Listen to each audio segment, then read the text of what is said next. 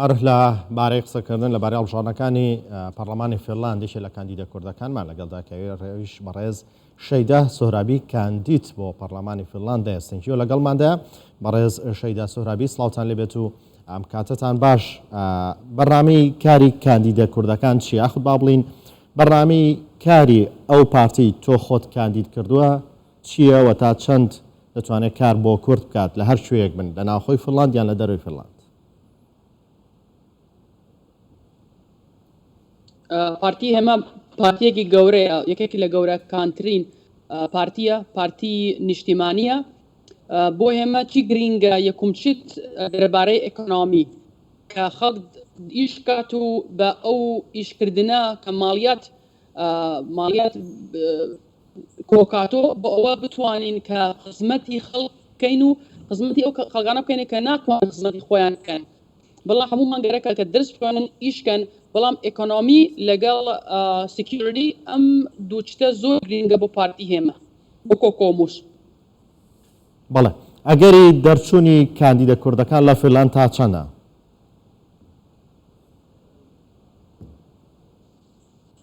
ئێستا سێ کاندید هەیە، هەر سێکمان ژنین نامکچین.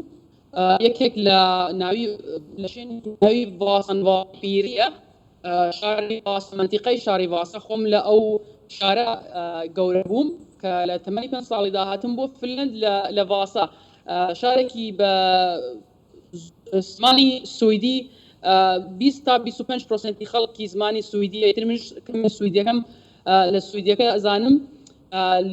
لێوە یەک کچێک نامژنێک خۆی کاندید کردووە، یەکێکیش لە ئوسیما دەرۆی هێلسینکیە.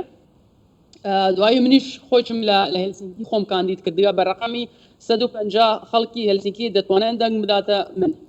بەڵێ لە فینلاند تا چەند گرنگی بە ڕێژیژنانە درێت بۆ بەشداریکردن یان لە پێگەکان و پایەکانی دەسەڵاتە بۆ پێیجگە لە سەرۆگۆزیران دوو ئافرەتیتر لە پێگەی گرنگی حکوومەتی فینلاندن؟ ببوو دەتوانی پرسیارەکەت بڵێیتەوە؟ من ڕاستی خاستی نەگەیم کە پرسیارەکەت چی بوو.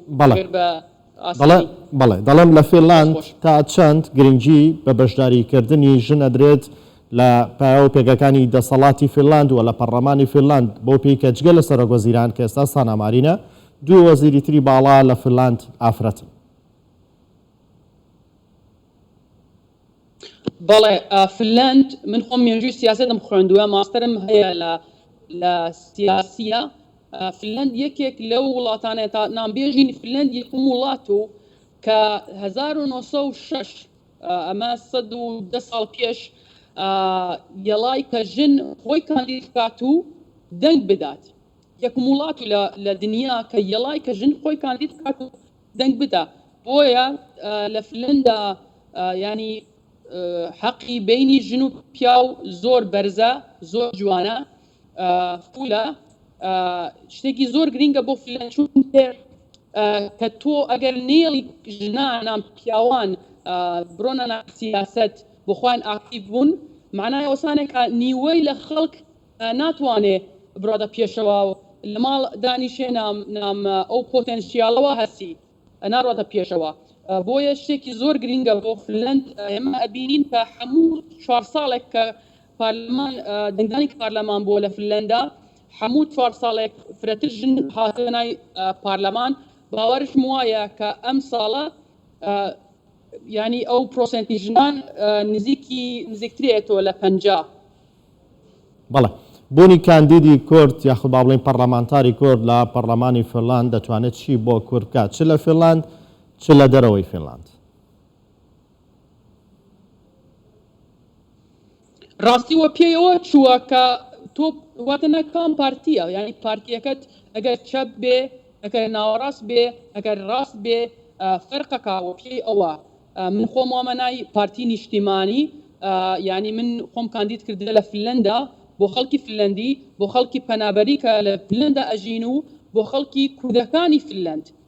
بەڵام من خۆم چونکە کوردم لە کوردستانە باکو دایکم کاتی خۆی دەرچوون، ناتوانم کوردایەتیم لە بیرچێ چنێک بتوانم ینی ڕەنگی جوان و بە شێوەیەکی جوان دەربارەی چیتی کورد وا خۆم دەزم خوێندووە دەربارەی کورد هەروە ناخۆم کوردم بەڵام دەرزی کوردیشم خوێندوە مێژووی کوردان حەز دەکەم ئەمە وە جوانی بە ڕێکوپێکی بڵاو بکەمەوە بۆ نای فنلەندیەکان بتوانین کە خەڵکی کورد و لە فنلەند و لە دەرەوەی فنلەندا لە چوارپارچەی کوردستان ینی شێنمان و ژیانمان ئازاتر بێتەوە ئەوە سیاسەتی منە. بەڵێ شەیدا سۆرابی ببوورەگەر بە کورتی وەڵام بیتەوە سپاس دەکەم بۆ پێی کە لە سەردەمی سەرۆکوەزیرانی ئێستا ساناماری فێڵاند بۆ ئەندامی ناتۆ ئەمە تا چەند واکات پارتەکەی سەرۆکوەزیران ژمارەی کورسی لە پەرلەمان زیاتر بێت و بتوانێت کورسی زۆرترین بەدەست بێنێ.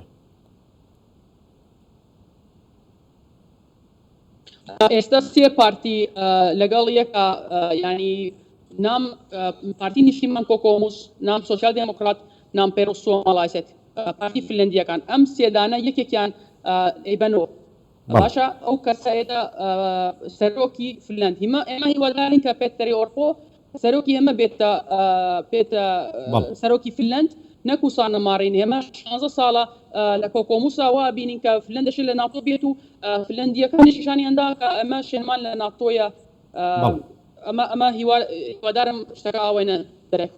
بەڵێ بەڕێز شەیدا سۆرابی کاندید بۆ پەرلەمانی فینلاند لای هەلسینکیەوە لەگەڵماندا بوو. سپاس بۆ بەشداریتان.